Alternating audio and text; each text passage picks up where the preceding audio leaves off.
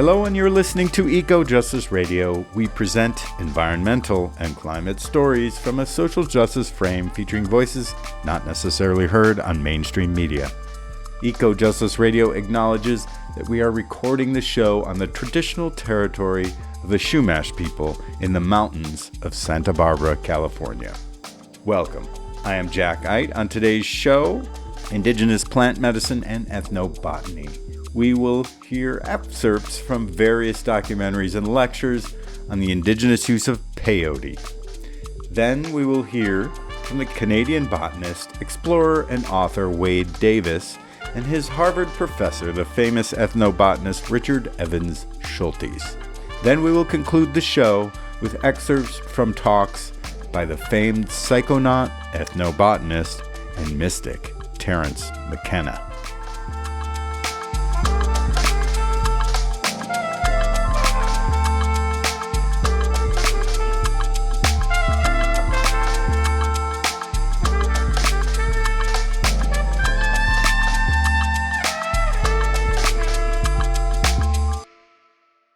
In the words of Terence McKenna, since the rise of Western monotheism, the human experience has been marginalized. We've been told that we were unimportant in the cosmic drama when one considers the power of creation of the one God. But we now know that as global temperatures rise and glaciers melt from the burning of fossil fuels and the feedback mechanisms associated with the greenhouse effect, the impact of human culture on the earth is massive. So how do we reverse the course of destruction created out of the human psyche, the human imagination that goes out into the world and creates all this havoc? So some have postulated that plant medicines practiced and learned from the indigenous societies of the Americas have a way to reintegrate humans into the processes of the earth to heal the sickness and warming all around. So in this show, we explore the human symbiotic relationships with plants and chemicals in the sacred peyote medicine used by the Native American Church in the United States and societies in the mountains of Mexico, particularly the Huichol. We look at the work of several ethnobotanists who also studied the plants and the rites associated with Ayahuasca, or yage, or Banisteriopsis caapi in South America. One in particular, Richard Evans Schultes, there's Wade Davis, and there's Terence McKenna. They all researched the ancient human relationship with chemicals that would open the doorway to the divine and perhaps a solution for saving our troubled world. Of course, use of these substances has become, you could say, de rigueur. And is that good? It could be good. It's not all good, but we're going to look at that. This show aims to explore the powerful potential to replace abuse of illegal drugs with a shamanic understanding, insistence on community, reverence for nature, and increased self-awareness that can re-orient people to heal the fractured relationships with our communities and ecosystems. Our first presentation is from a short documentary by Creed Spencer with help from Bryce Jarrett called Sacred Peyote. That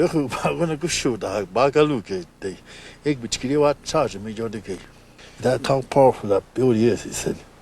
It brings things, persons or whatever, back to life. Means sacred peyote. It seems that peyote's been used for just hundreds and probably thousands of years in Mexico and Central America. And then it was used by some of the groups in the Southwest, what's now considered Texas. Quanah Parker, while in Texas, was wounded in battle. An Indian woman in Texas treated him, and peyote was part of the treatment. And so he then brought it back, and eventually it made its way through the Southwest and up into the southern and then the northern plains. It was pretty powerful. Used to use these medicine as it came down. Different tribes around there. Pretty soon the different tribes got these kind of powers. This peyote is bitter. It's really hard to take. You have to sacrifice. And when I was young, we used to only eat 4. When I was about 10 years old, when you go in meetings, it's really hard to eat 2 of them. I had good teeth, and we have to chew it. That juice is just tough, you have to, just when it gets here, just about choked to death, but my dad, they eat 100 of those, They were against a lot of my people that are against it because they say they get hallucinated. They say it was a drug, and at the time they didn't know it was a drug, but it did something to them that they say it was dangerous, and white people didn't like it. You know, they didn't like peyote. It was outlawed.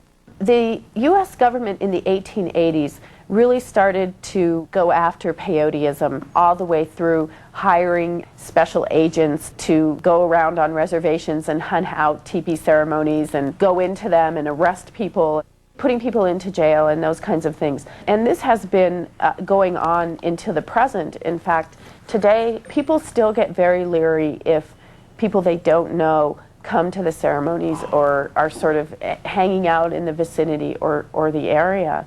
When you're sitting at the peyote meeting, it pertains to Mother Nature, all the wood, the fire, the coal, the water, the height, the gourd, the stick, the rattle. You eat that and you meditate to God. We create our own songs. The songs come to you.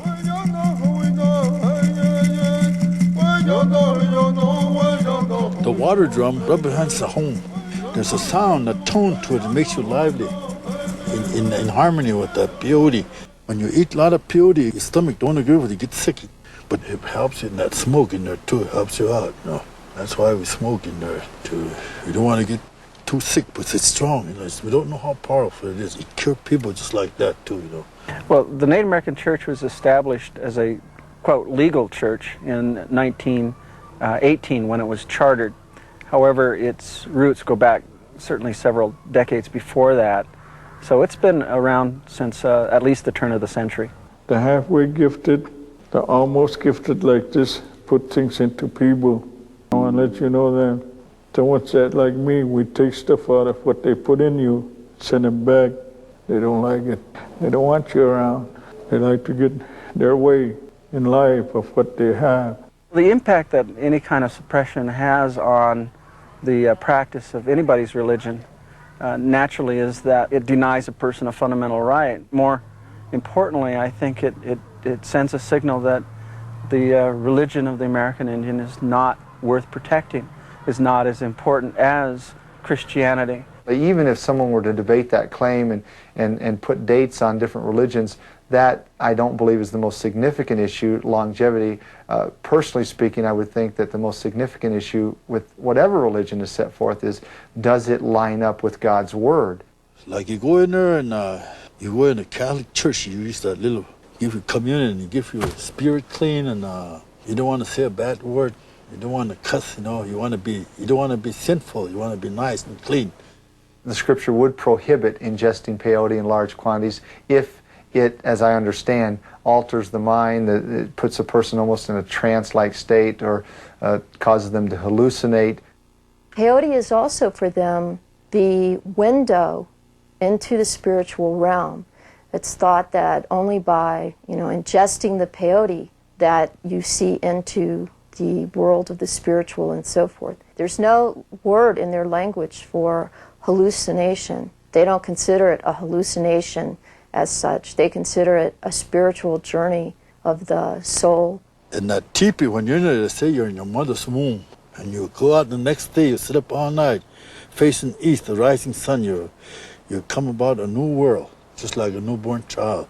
The 94 amendments to the American Indian Religious Freedom Act are very important, primarily because they do protect religious use of peyote. The act also establishes the fact that if any governmental agency feels it necessary to pass any kind of regulations around the use of peyote, for instance in the Army or other kinds of sensitive areas, that those people who need to promulgate those regulations have to consult with Native American spiritual leaders, peyotists. So for the first time here, we're really seeing Congress recognizing the authority of Indian religious people. I don't think that what they do is right, but I would not say that the legislation in and of itself is wrong. Even we have white guys around New York running meetings over there. They're trying to stop them, but that's their way. It's how they use it. If they believe it, I don't know. Some of them, I got some white guys, they're good drummers, they're good singers. I go to church with them. I had one to jump for me, and they sit with it. Well, they're good singers too. By God, I tell you, they sing them good songs, our songs, in a good way. I would say, hey, use it wisely, huh? Use it wisely. showed me a lot of things, of what we're heading for, what the Indian is heading for. As you see them, and they really got a job to do, how to survive in this country. That was from a short documentary by Creed Spencer called Sacred Peyote. Next we hear from Red Wapepa about the peyote ceremony from the Seven Circles Foundation. Well, AMA considers peyote as a peyote ceremony, is what it amounts to, where you ingest what we refer to as medicine. It's AMA considered a hallucinogenic drug, but you can eat it and eat it and eat it, and you'll never get hooked on it. It's just not that way, and it's. I understand, and it's in Old Mexico, and it's been recorded to be 15,000 years old, that far back, how the Indians have been using it as a medicine. And I've been to quite a few Indian alcohol programs, and they use that medicine to help sober people up, as well as the sweat lodge. And it's an all-night ceremony. You go in a little after dark maybe, and you get out a little after sunrise, and then it's a hard ceremony, sitting in one place all night long. But what helps are the beautiful songs that are sang and the beautiful sharing that goes on inside. And for the new people, it's mostly just observing, and there's no sharing unless they want to. At certain times, you can tell a nice joke or something like that, raunchy or nice or whatever. So it's a really, for me, the medicine, it makes you well. In other words, it makes you throw up to get rid of your garbage that you're carrying, mental and physical garbage. And I've been well a couple of times like that, getting well. And if you get well in the teepee, you got somebody to clean it up, that fireman's assistant, and then they cedar that person down. And so it's a very, very beautiful medicine where when I take it, I'm queasy until midnight after taking it. Then after midnight, they bring in water, and it seems like that's sort of the cutoff where I start being non-judgmental toward everything and everybody. And so you're supposed to concentrate on the fire all night long, and it's just one of the most beautiful ceremonies you can imagine. And you have to be tribally affiliated to get the medicine, which I am. I happen to have a number from the Kickapoo Indian Nation, 1073. So I can get medicine. I can also get eagle feathers, because I'm tribally affiliated. And you have to have an eagle permit to even carry feathers around. That was Fred Wapipa from the Seven Circles Foundation. Next, we will hear from a video, Native Lens, Healing Through Peyote, from Rocky Mountain PBS, featuring Amber Lahabe from the Dene Navajo Nation.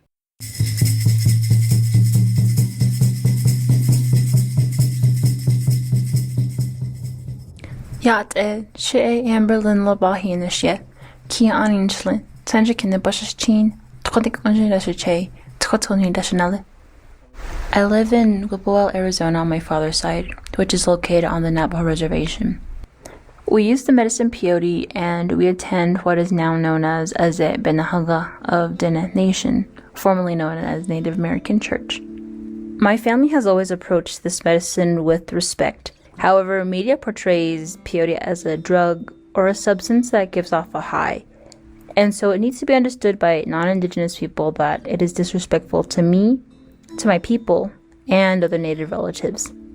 Which is why I want to share my personal story of how peyote provided me, my family, and most importantly, my Nali lady or paternal grandmother Alice Bahi, the comfort and support we needed when my father passed away from COVID-19 in June 2020. We eat peyote to pray for ourselves, our family, and the land, ultimately to heal physically, mentally, emotionally, and spiritually. Peyote is a living entity that allows us to gather together and gain strength throughout the night that we chose to have a ceremony. You're just this individual person at that time and place, and it tells you that whatever you've experienced is gonna be okay. And so peyote helps us collectively come together to feel those emotions and to just cry about it if you need to, because if you hold in something for so long, it just builds up and it hurts you even more.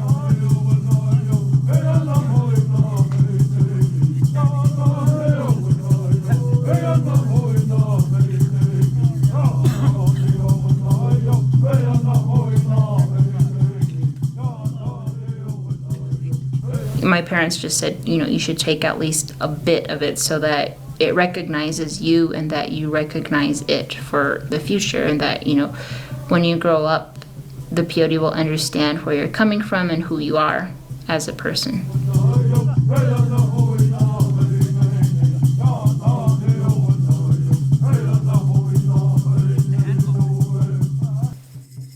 My father's no longer with me and my family on this land, but I am beyond blessed with the family that he gave me, who are my nollies, my siblings, my mom, and I am left with his comforting words of guidance. Before my dad passed away, he would tell me that no matter where I traveled, I would always be home.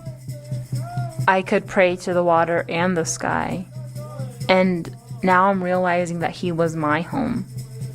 Once I take that peyote, I'm reminded of the home that he gave me, a home where I belong, a home where I can feel me again, where I'm not alone, a home that reminds me of my dad.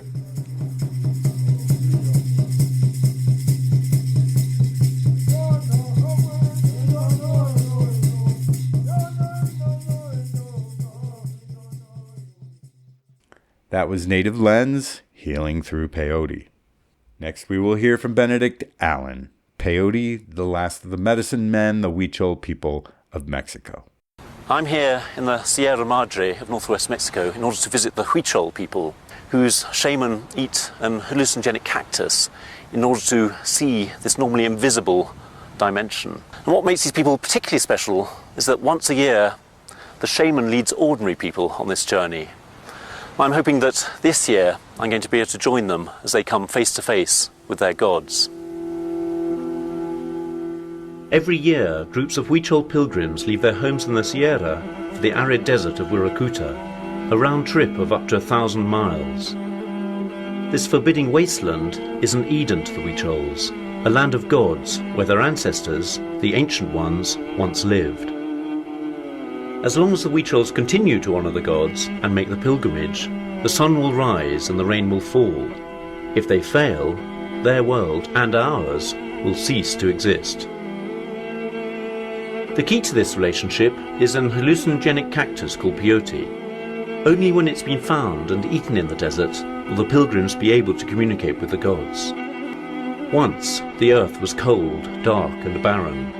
The mother creator of all things, our grandmother Takutsi, told the ancient ones about the peyote, which would teach them how to bring the rains that enabled the crops to grow and life to flourish. Peyote brings on the ecstatic state necessary to speak with the gods, but it also has its own power. It revealed to the ancient ones that they were part of an interdependent universe. The visions brought on by eating peyote transport pilgrims today back to a time and place where the ancestors could communicate with everything else in creation. The peyote pilgrimage reenacts the original journey to Huiracuta, made by the ancient ones thousands of years ago. Until recently, the pilgrimage was made on foot or by mule, but that's been practically impossible since the 1960s, when a major highway was built through a key part of the route. Once, the Huichols owned all the land between the desert and the mountains, but they've been pushed into ever more remote areas by first the Aztecs, then 500 years ago by the Spanish, and most recently by the Mexicans, or mestizos. Today, the Huichols live in small communities spread across the mountains, connected to the outside world only by dirt roads and footpaths. The rugged terrain helped the Huichols preserve a way of life that's remained largely untouched since before the Spanish arrived, although the loggers and their trucks are eating their way up even these steep slopes. Though the Huichols are now settled here, they believe that once they lived as hunters in the desert. Peyote designs are often woven into the clothes they wear. Since there isn't enough food to sustain them all year, many Huichols are forced to leave home to work in tobacco plantations on the coast. Despite the onslaught of missionaries and evangelists, and the influence of Mexican schools and hospitals, most Huichols still prefer to maintain a distance between themselves and Mexican society.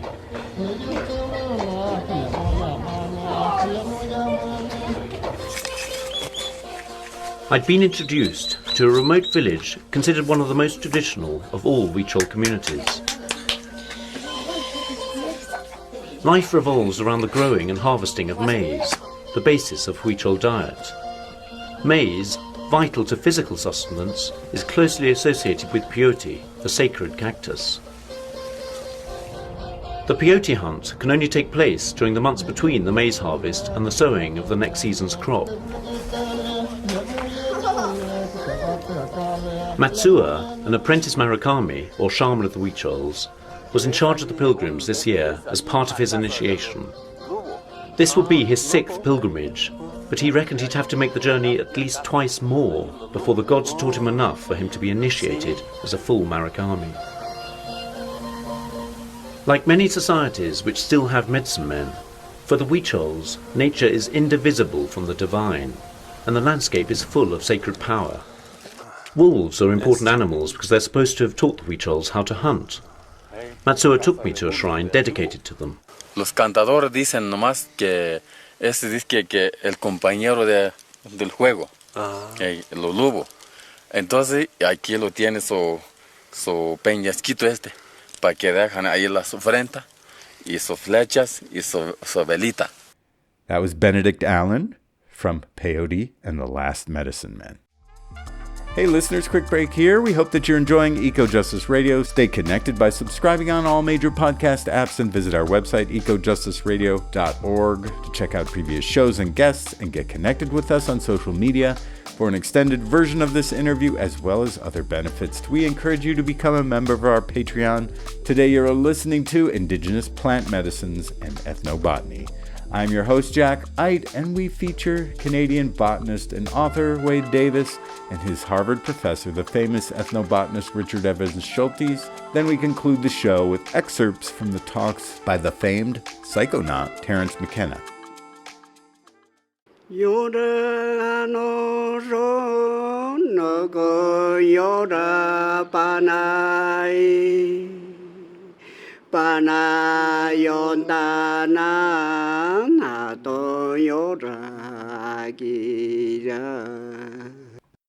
This is an excerpt from a documentary featuring Wade Davis called Peyote to LSD, Doorway to the Gods. Had it not been for the scientific investigations of one man, peyote, magic mushrooms, and other sacred plants may have remained hidden in the shadows. Even today, little is known about them. Some scientists feel hallucinogens may hold valuable clues to the workings of our minds. You know, when I was a young student at Harvard, Richard Evans Schultes was sort of a legend on the campus, a man, a kindly professor who shot blowguns in class and had lived mysteriously in the Amazon for years, probably the greatest living explorer of the 20th century. And what really intrigued him, of course, were the curious plants that had first inspired him in his work in Oklahoma, his later work in Mexico, these curious plants that we know as the hallucinogens. That was Wade Davis. Next we hear from an interview with the late Harvard professor Richard Evans Schultes, the father of modern ethnobotany, recorded in 1990. In December 1942, Schultes entered the Amazon to study how indigenous peoples used plants for medicinal, ritual, and practical purposes. After nearly a decade of fieldwork, he learned about the sacred hallucinogen ayahuasca. In total, Schultes would collect more than 24,000 species of plants, including some 300 species new to Western science. Ethnobotany simply means someone who's investigating plants used by primitive societies in various parts of the world. It's as simple as that. And ethnobotany has been around for many, many, many thousands of years. And we are now trying to salvage some of the knowledge that primitive societies have amassed over thousands of years and passed down from father to son orally. And with every road that goes in, every airport, every missionary, every commercial person, even tourism, this is fast disappearing. Many of our common medicines were first discovered from plants, later synthesized to make them more available. But in the Amazon, for example, there are 80,000 species of plants. To give you some measuring rod, New England has 1,900 only. 80,000 species. If chemists are going to try to get material of 80,000 species and analyze them and then give them to pharmacologists, this job will never be done, never be finished. What we should do is concentrate on those plants that people in these societies have found have some effect on the human body. What took me first to South America was to study arrow poisons, which in 1941 were becoming very important in medicine. They are important today, as the extracts are used as muscle relaxants before surgery. But here is the case. The Indian uses these poisoned arrows to kill. We're using them to help preserve life. Completely different uses. Some of my work may eventually pan out to be of help to humanity as a whole. I've just published a book in which, in my small area of the Amazon in the Republic of Colombia, we have 1,600 species of plants used as medicines or poisons by the natives. And I'm certain that in my 47 years of work there, I must have missed a lot. But you can imagine 1,600 when the whole flora of my part of the United States, New England, has only 1,900. These people use at least 1,600. I never had any problems with Indians. The Indian in the Colombian Amazon, and I suppose everywhere else, until he's civilized, is a wonderful person if he likes you, and I guess they like me, and I like them. If you act as a gentleman among these people, they are gentlemen. I had heavy malarial fever, and I woke up in one of these big round houses in my hammock, which they had stretched up, and I was in it. And if they'd been some of our civilized, so-called civilized people, they would have left me in the forest and taken everything I had. Adios. I never felt. One time I had a boy who worked with me about 6 weeks, 7 weeks. After the first week, he told me he'd killed a white man. And I knew the white man. And the white man had been bothering this boy's sister. There are no authorities down there, and they have to defend themselves that way.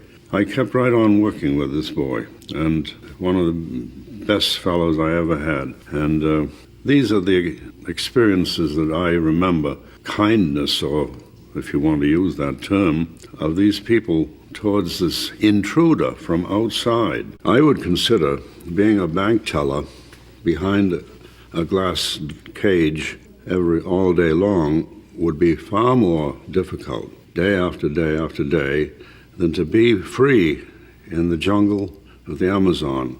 Every day something new happened. Every day I might be able to find a species new to science, which I was able to do. And any botanist who goes in a flora as big as that can do this. And this is one reason why it's an invigorating job. It's not a difficult job.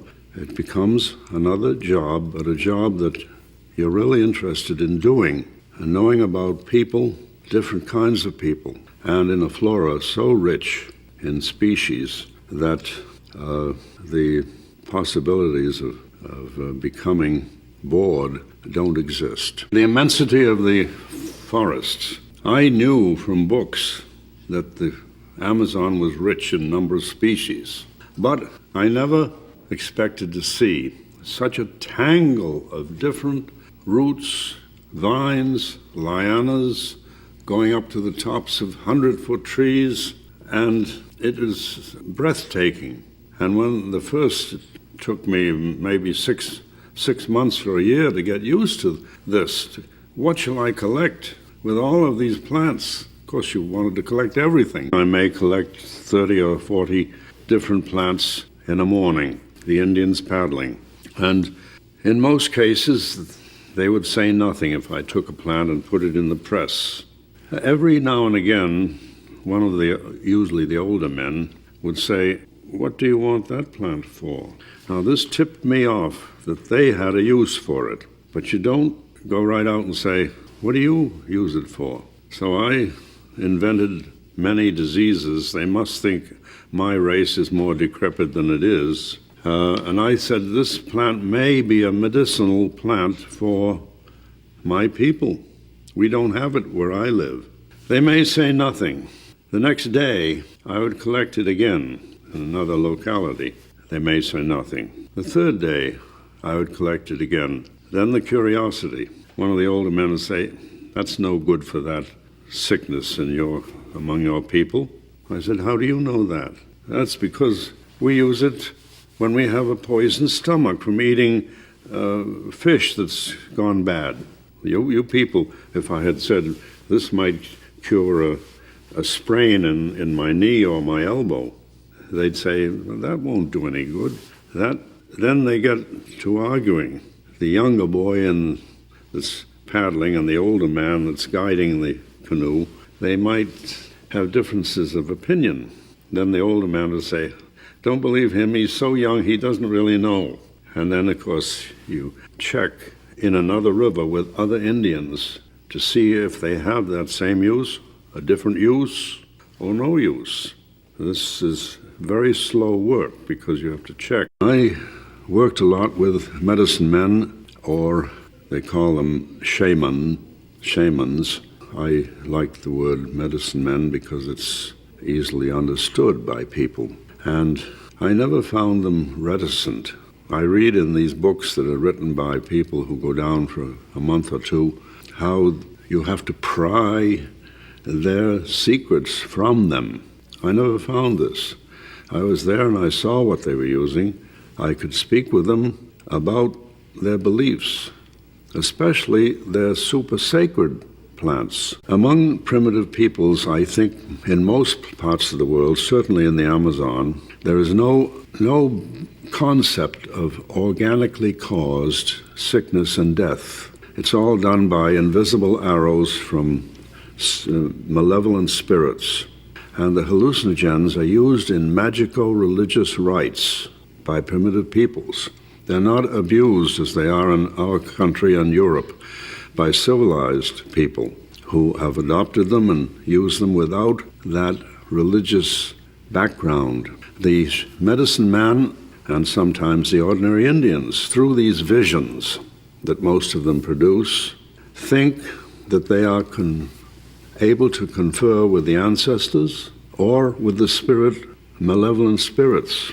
And the medicine man thinks he can diagnose diseases which are caused by these malevolent spirits, and somehow, either with plants or with mumbo-jumbo, or both, or with certain rituals and dances, effect cures. Why do these few plants, out of 500,000 in the world, have these unearthly effects on the mind and sometimes on the body that they think can transport him to outer realms of space? They have to explain this, and they believe that in these plants there is a resident spirit.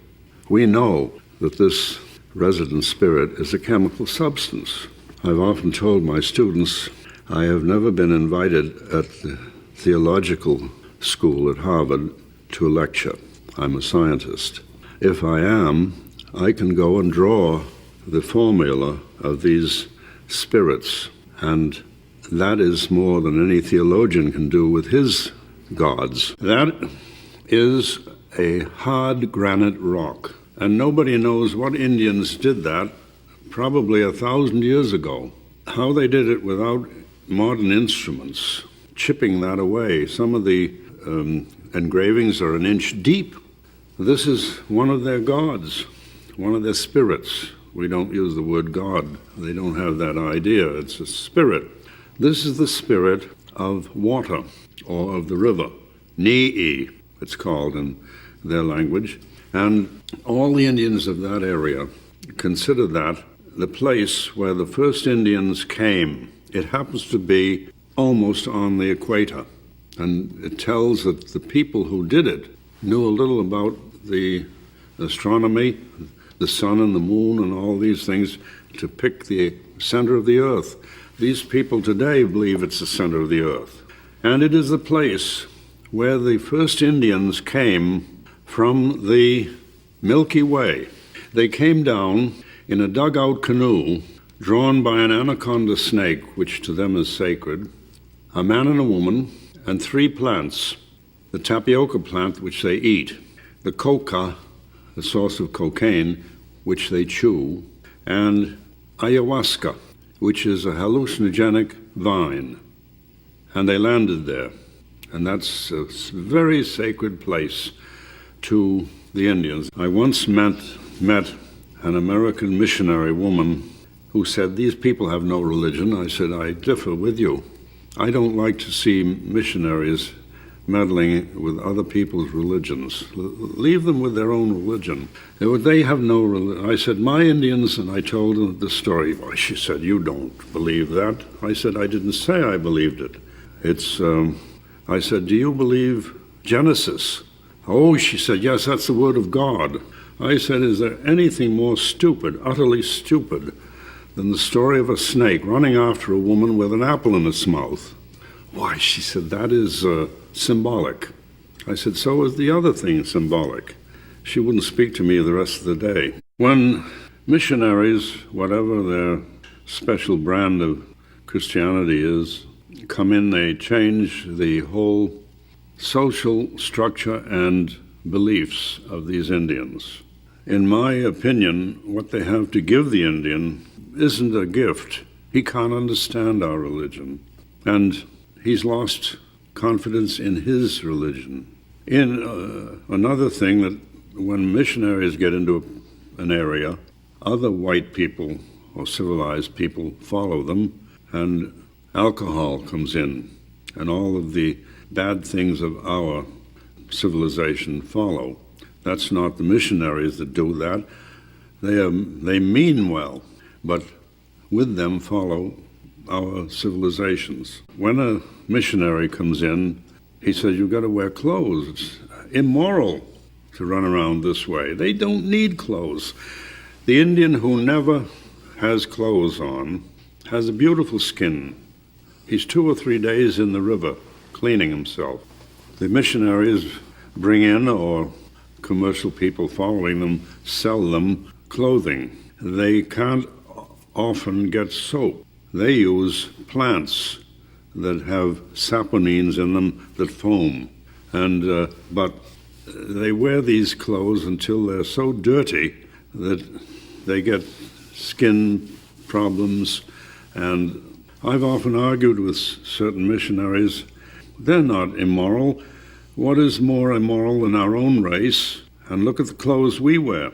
Well, of course, there's no answer to that, but I suppose they pass me off as an infidel, which doesn't bother me at all. I had made a tremendous collection of plants, and the airplane that was going to take me out, that took me in, after a while, in the early days, I had to go in overland and over by canoe and so forth. Later, I could fly in with hydroplanes. I would make an agreement with the pilot that on such a day, let's say 2 months, 3 months later, weather permitting, he'd be there, and I had to put out a bed sheet so he could see that I was there before he landed. I'm not stealing anything from the native. And if a new medicine comes out from one of these plants, it's possible that the natives themselves will have that medicine when it's once synthesized on a cheaper basis and available through missionaries or commercial people or other things. Look at quinine, which is discovered by the Jesuits in Lima, who had been told by the viceroy's wife was dying with malaria. And the Indians came in and said, "We use this quinine tree up in the highlands." So he tried anything, and it worked. And look how many thousands, hundreds of thousands of poor people, let's say India alone, who could get cheap quinine eventually when they made plantations. And so we're not exploiting the poor of the world, because once the medicines are available cheaper and more easily, the poorer people can get them, or the people the primitive, so-called primitive peoples from whom we learned these things. And all this nonsense about us going in and stealing the things from these natives and forgetting them. I never felt that way. And the professor had put out in the bookshelf over there 6 books. He said, instead of a laboratory this week, I want you to read one of these books. I must have been very busy, so I flew over and I picked out the smallest book. That book changed my life. It was written by a physiological psychologist, Heinrich Klüver, on the peyote cactus. I got so excited about this beautifully written book, that I went to Professor Ames and I said, do you think I could write my undergraduate thesis? We have to have for honors an undergraduate thesis here on peyote. I had made a report on that book, and I'd said, this is what I want to go into. I must have thought I was going to drop off the edge of the earth. And I studied the native Kiowa and Comanche Indians in their all-night ceremony. I went out with a graduate student of anthropology from Yale. You see how broad-minded we are at Harvard.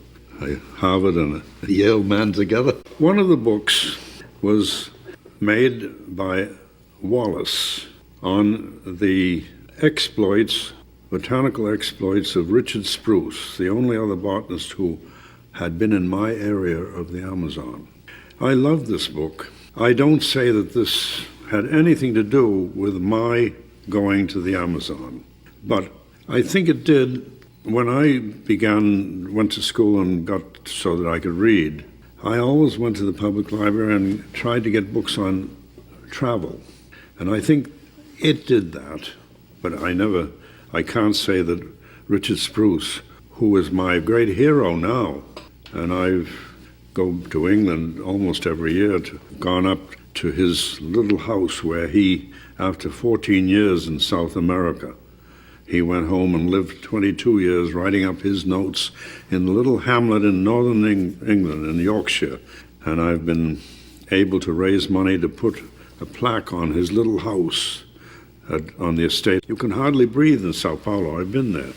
And the Brazilians themselves should recognize that no true conservationist believes that you should build a fence around the Amazon, keep people out, and make it a living museum. That's not conservation. But a million acres at a time should never be allowed to be destroyed until studies of that have been made by a variety of different scientists, local or foreign or both. And at the rate this is going, it's a great danger. Blowguns are used in most of the Amazon, especially in the western Amazon, with poisoned darts. The natives hunt with them, and they make many different kinds of curare, arrow poisons, from many different plants. They blow these little darts from these 6 or 8 foot tubes that they make. They can shoot birds up on the top of a 100-foot tree, and they're very accurate. And not only that, of course, some of the monkeys are very good eating, and they go along in bands. And if they used a shotgun and missed, all the monkeys would be a mile away. If they miss with a blowgun, it's silent. It would hit, if it hit its mark, it doesn't kill immediately. It relaxes the muscles so much that the monkey loses his grip and falls down. Then they club him and he's dead. And the other monkeys say, what a damn fool, you can't hold on. And then they get a second monkey. If they use a noisy firearm, the monkeys will be away. So from that point of view, it's wonderful. The thing that I found intriguing was how they run through the forest with these 8-9 foot big things. That was the late Harvard ethnobotanist Richard Evans Schultes, recorded in 1990. Hey listeners, quick break here. We hope that you're enjoying Eco-Justice Radio. Stay connected by subscribing on all major podcast apps and visit our website, ecojusticeradio.org, to check out previous shows and guests and get connected with us on social media.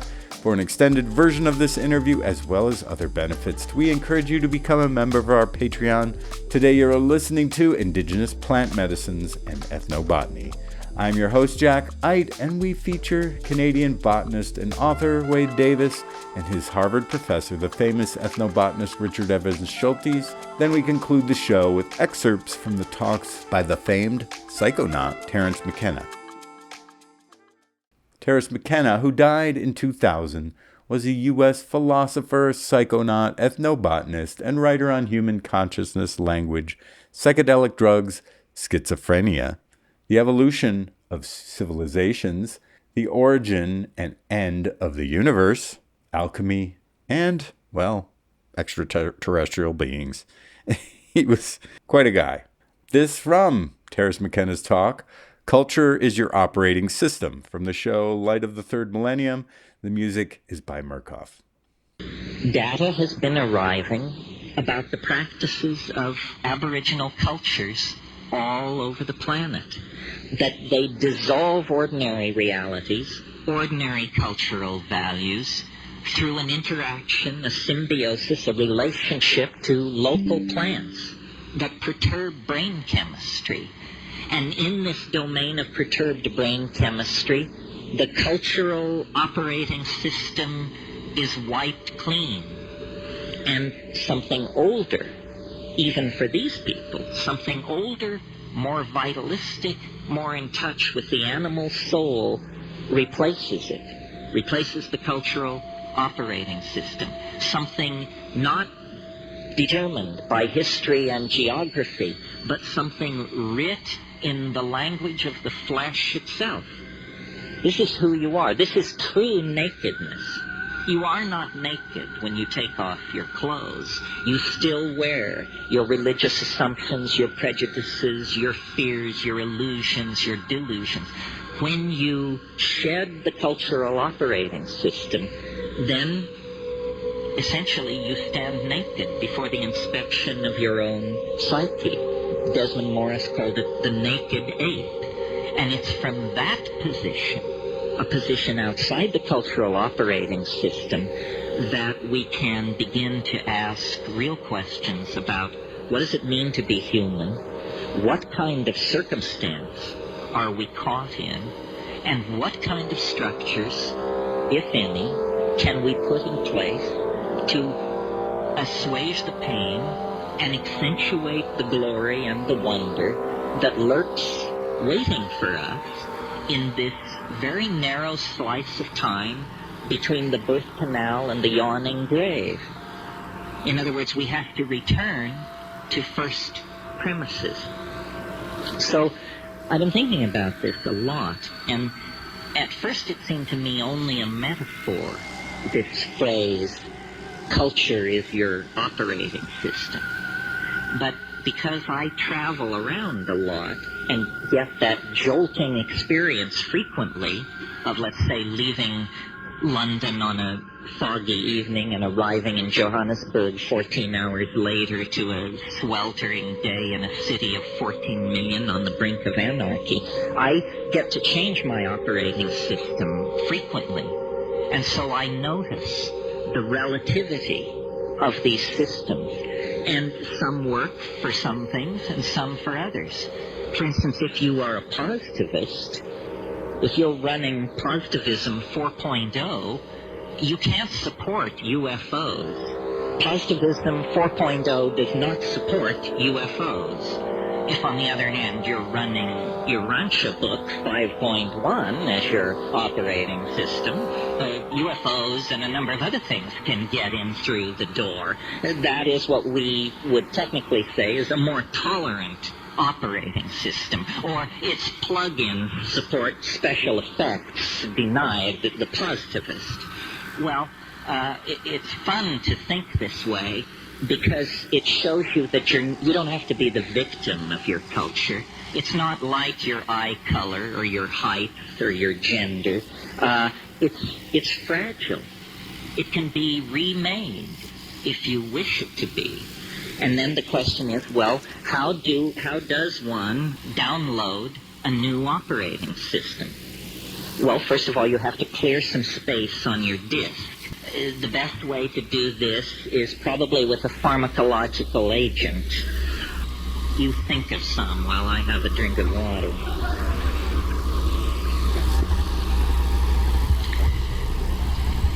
Psilocybin is an excellent disk cleaner. You can put a lot of things in the trash and have them just disappear with a psilocybin upgrade. Other pharmacological agents that will clear your disk are ayahuasca. And of course, these are gentle clearings of the disk, which take 5, 6, 7 hours. If you're in a hurry to dump that old data and leap right into the new operating system, click on the button marked dimethyltryptamine.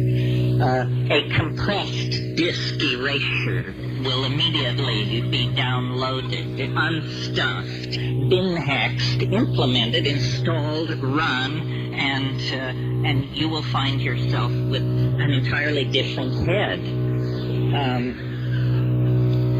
Now, shamans have always known, though they may not have used the kind of language I'm using here, shamans have always known this trick. What trick? It has two facets. First of all, that culture is an operating system. That's all it is. And that the operating system can be wiped out and replaced by something else. So, in essentially, what's going on among shamans and those who resort to them for curing and counseling and so forth is somebody's running a slightly more advanced operating system than the customer. The shaman is in possession of certain facts about plants, about animals, about healing, about human psychology, about the local geography, about mojo of many different sorts that the client is not aware of. The client is running culture light. The shaman paid for the registered and licensed version of the software and is running a much heavier version of the software than the client. I think we should all aspire to make this upgrade.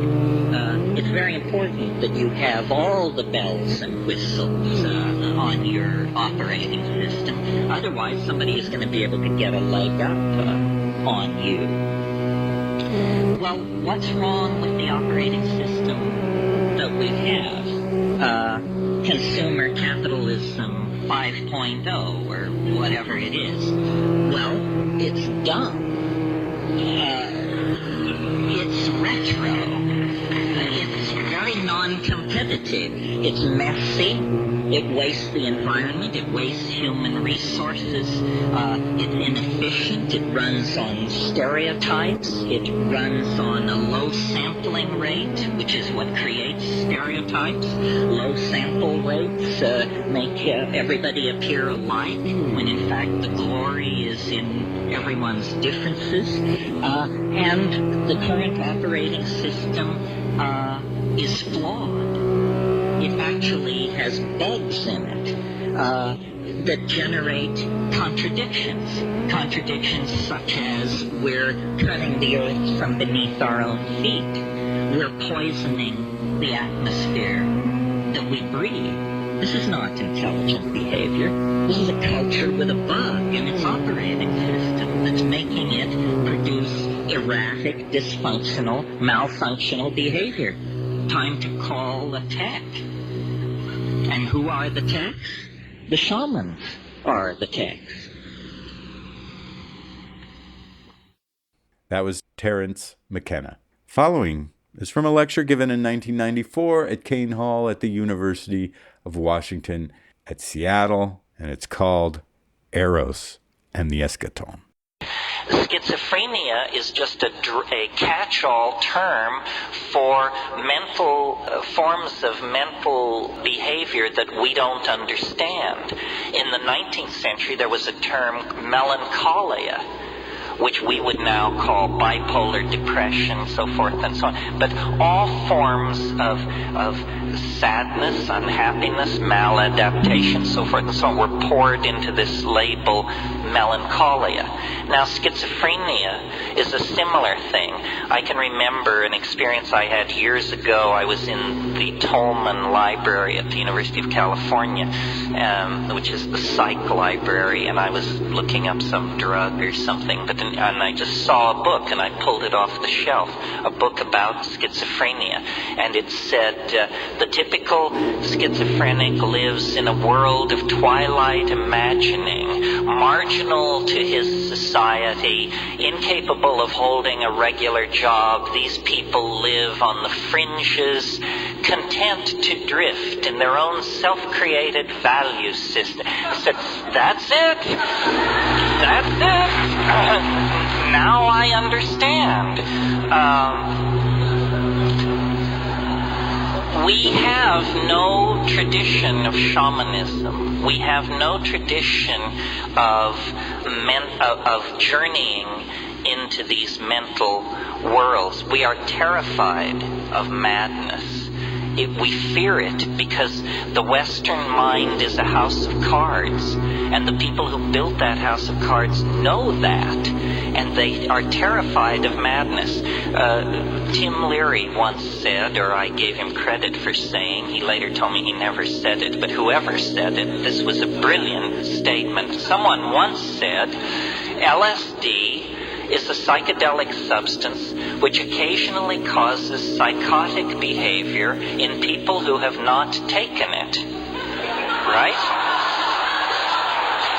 And I would bet you that more people have exhibited psychotic behavior from not taking LSD, but just thinking about it, than ever exhibited it from taking it. Certainly in my family, I watched my parents both go psychotic from the mere fact that LSD existed. They would never have taken it. There is a great phobia about the mind. The Western mind is very queasy when first principles are questioned. Rarer than corpses in this society are the untreated mad, because we can't come to terms with that. A shaman is someone who swims in the same ocean as a schizophrenic, but the shaman has thousands and thousands of years of sanctioned technique and tradition to draw upon. In a traditional society, if you exhibit quote-unquote schizophrenic tendencies, you are immediately drawn out of the pack and put under the care and tutelage of master shamans. You are told you are special. Your abilities are very central to the health of our society. You will cure. You will prophesy. You will guide our society in its most fundamental decisions. Contrast this with what a person exhibiting schizophrenic activity in our society is told. They're told, you don't fit in. You are becoming a problem. You don't pull your own weight. You are not of equal worth to the rest of us. You are sick. You have to go to the hospital. You have to be locked up. You are on a par with prisoners and lost dogs in our society. So that treatment of schizophrenia makes it incurable. Imagine if you were slightly odd and the solution were to take you and lock you into a place where everyone was seriously mad. That would drive anyone mad. If you've ever been in a madhouse, you know that it's an environment calculated to make you crazy and to keep you crazy. This would never happen in an Aboriginal or traditional society. I wrote a book, this has to be the wrap-up because we're over time, but I wrote a book called The Archaic Revival. I signed it tonight for some of you. The idea there is that we have gone sick by following a path of untrammeled rationalism, male dominance, attention to the visible surface of things, practicality, bottom lineism. We have gone very, very sick. And the body politic, like any body, when it feels itself to be sick, it begins to produce antibodies or strategies for overcoming the condition of dis-ease. And the 20th century is an enormous effort at self-healing. Phenomena as diverse as surrealism, body piercing, psychedelic drug use, sexual permissiveness, jazz, experimental dance, rave culture, tattooing. The list is endless. What do all these things have in common? They represent various styles of rejection of linear values. The society is trying to cure itself by an archaic revival, by a reversion to archaic values. So when I see people manifesting sexual ambiguity or scarifying themselves or showing a lot of flesh or dancing to syncopated music or getting loaded or violating ordinary canons of sexual behavior, I applaud all of this, because it's an impulse to return to what is felt by the body, what is authentic, what is archaic. And when you tease apart these archaic impulses, at the very center of all these impulses is the desire to return to a world of magical empowerment of feeling. And at the center of that impulse is the shaman, stoned, intoxicated on plants, speaking with the spirit helpers, dancing in the moonlight, and vivifying and invoking a world of conscious living mystery. That's what the world is. The world is not an unsolved problem for scientists or sociologists. The world is a living mystery. Our birth, our death, our being in the moment, these are mysteries. They are doorways opening on to unimaginable vistas of self-exploration, empowerment, and hope for the human enterprise. And our culture has killed that, taken it away from us, made us consumers of shoddy products and shoddier ideals. We have to get away from that. And the way to get away from it is by a return to the authentic experience of the body. And that means sexually empowering ourselves, and it means getting loaded, exploring the mind as a tool for personal and social transformation. The hour is late. The clock is ticking. We will be judged very harshly if we fumble the ball. We are the inheritors of millions and millions of years of successfully lived lives and successful adaptations to changing conditions in the natural world.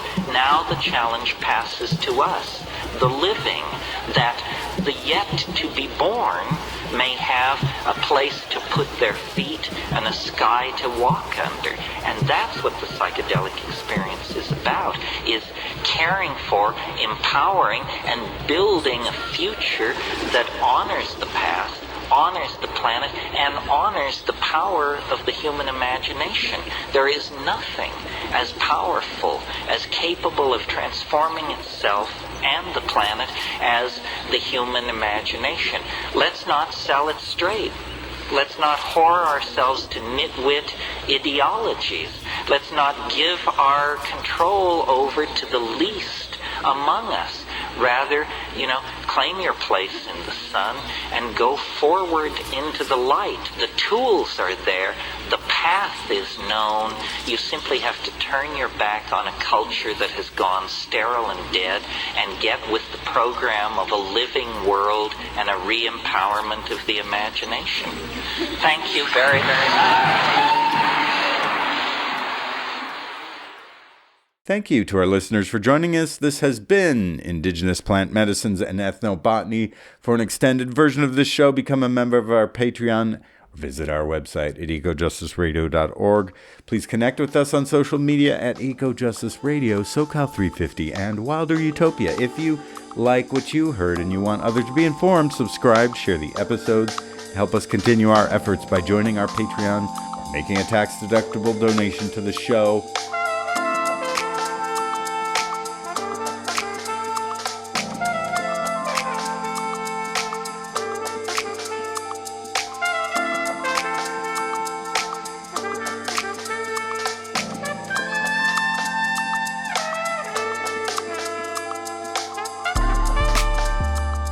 Project of SoCal 350. The show can be found on KPFK, KPFT, all major podcast apps, and at ecojusticeradio.org. Executive producer and host, myself, Jack Ite. Co-host, Jessica Aldridge. Co-host, Carrie Kim. And engineer and original music by Blake Quake Beats. And until next time, remember, the power is yours.